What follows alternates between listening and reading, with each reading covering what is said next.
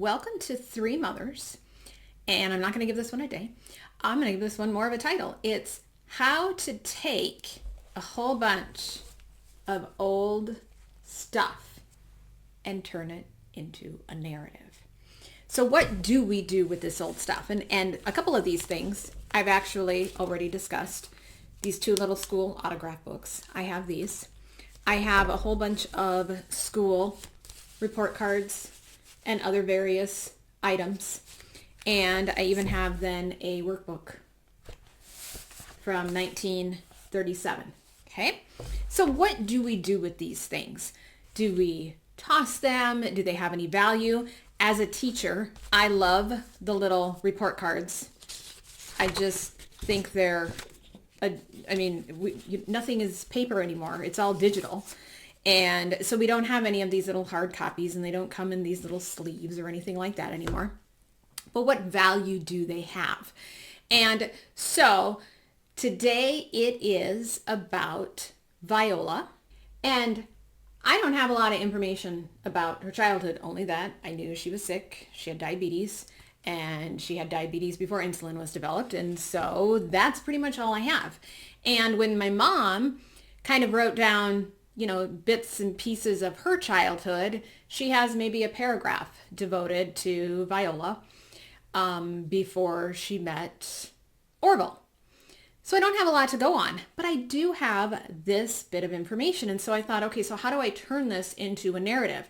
And the first question you always have to ask is, do you want it jam-packed with facts, or do you want it to flow more like a story? And I have decided over the years that I would like to use less facts, less of those little details, and get more of a story going so that any general person can pick this up and know what kind of a person she was or understand the situation enough without getting so overburdened with details. So I'm going to read you this little section I have. It's rough. I probably overwrote it. I will need to revise it, but this is how I transferred this whole stack of materials, plus the little bit my mom had written and the information I gleaned from that, and how I turned it into this story. And just so you know, I do insert myself into the story. I've decided that's kind of how I'm doing this Three Mothers project. So you'll hear me comment a little bit in there. And I think it's working well as I go through, but that may be another change I make. So here's kind of what I have. Viola was born in 1922 with a December 19th birthday that got swallowed up by Christmas. She wasn't supposed to live past her 8th birthday. When she was 7, she was diagnosed with diabetes and doctors gave her just a year to live. Her parents paid for a professional photo of 7-year-old Viola, a picture that doesn't allude to any sickness. A bright-eyed, full-cheeked little girl with a boyish haircut smiles into the camera. Roses lie across her arms, which rest on a pillow. At least they would have a picture, just in case.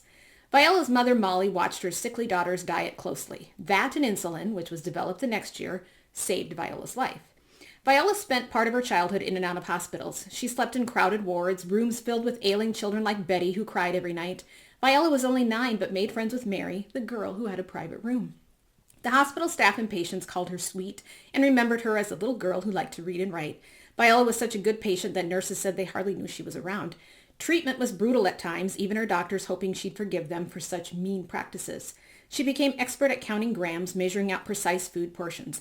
They encouraged her to grow fat. Viola broke the hospital record by eating 18 dishes of ice cream. But the hospital wasn't all bad. She made friends and even attended a circus. Viola's closest friends called her Babe, probably because she was the youngest of 3 girls. School came easy for her, although in 7th grade she did not have correct posture and only a B average in deportment.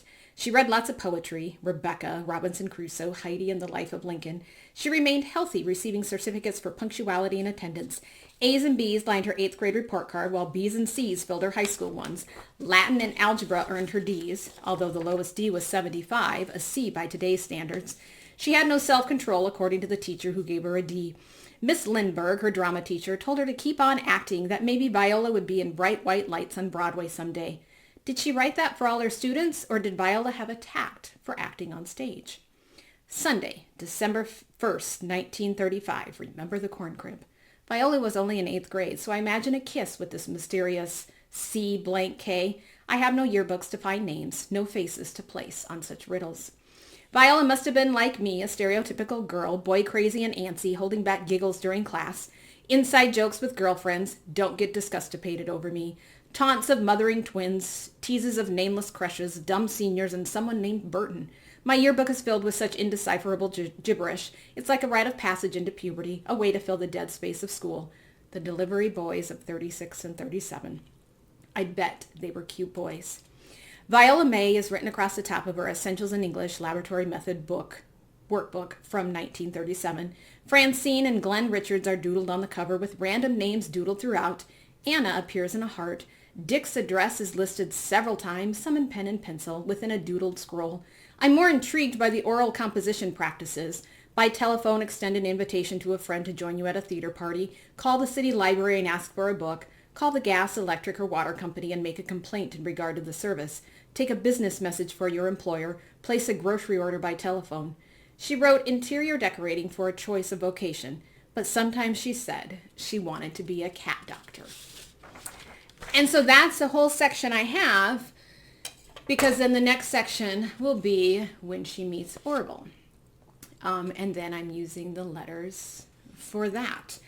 And so I don't know if this is the answer in terms of turning these things, these keepsakes, these paper goods of what we have of grandparents or maybe even great-grandparents.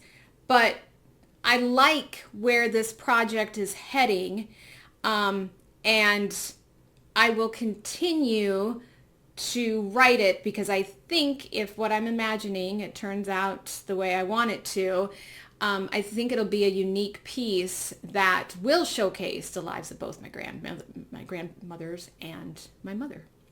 So, until next time on Three Mothers.